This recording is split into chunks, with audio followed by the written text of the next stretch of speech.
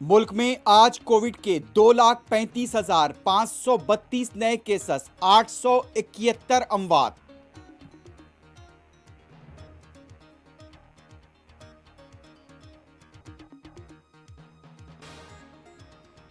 पीर से पार्लियामेंट का बजट इजलास 31 जनवरी और 21 फरवरी को वक्फ सिफर नहीं होगा। 21 फरवरी को आम बजट पेश होगा।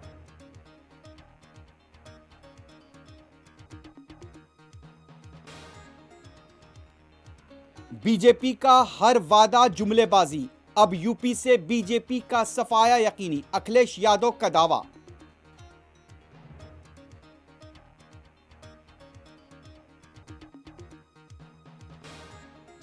मेरे महाफिज पुलिस वालों से भी खतरा है, अब्दुल्ला आजम का इंकशाफ।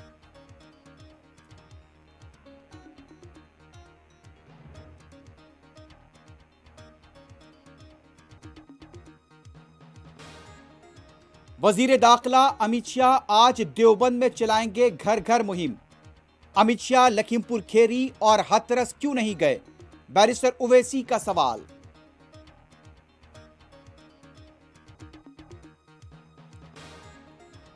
अमेरिका मशरिकी यूरोप में मजीद फौजें रवाना करेगा। रूसी फौज की बेलारूस में मशकें, नाटो अलर्ट।